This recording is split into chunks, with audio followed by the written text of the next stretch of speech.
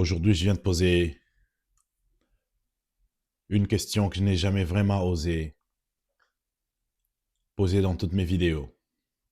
Depuis un moment, je vous parle des pensées. Je vous parle de ces pensées qui occupent toute la place dans votre tête.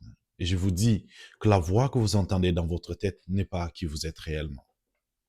Et aujourd'hui, j'aimerais qu'on se parle d'une autre chose. Qui es-tu? Qui es-tu? Chaque fois que tu dis je suis, je désire, je souhaite, je n'aime ou je n'aime pas. Toutes ces pensées extériorisées par des mots, chaque fois qu'elles sont nommées, prononcées, qui est le sujet qui parle derrière? Ce je qui s'exprime systématiquement dans chacune de tes phrases, qui est-il? Qui est-elle? Quand tu dis je, fais-tu référence à ton corps? J'aimerais que tu laisses ces questions se déposer. Les je qui s'expriment est-il ton corps? Et même quand tu parles à quelqu'un d'autre, tu dis tu. Est-ce que tu parles à son corps? Es-tu ton corps? Lorsqu'on observe tranquillement, on peut se rendre vite compte que ce corps, comme toute autre chose, est de l'ordre de ce qui vient et qui va.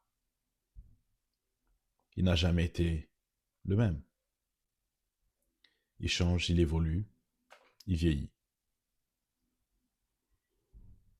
Dans certaines cultures, particulièrement celle qui m'a vu naître, la culture Loba, on dit que ce corps, c'est que du sable, c'est de la terre.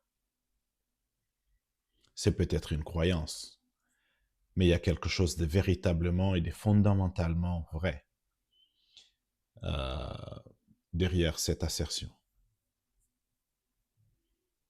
Et si vous n'êtes pas votre corps, qui êtes-vous? Peut-être me diriez-vous, je suis mes pensées.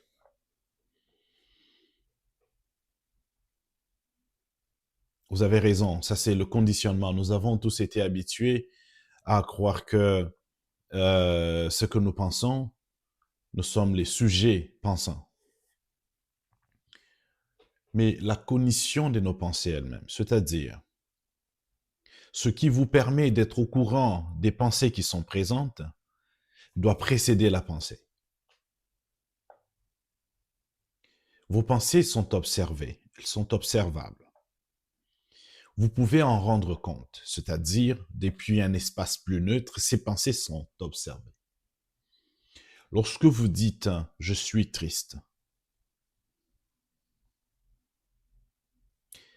la partie à partir de laquelle cette observation « je suis triste » est faite, la partie qui a la cognition de la tristesse, elle n'est pas elle-même triste.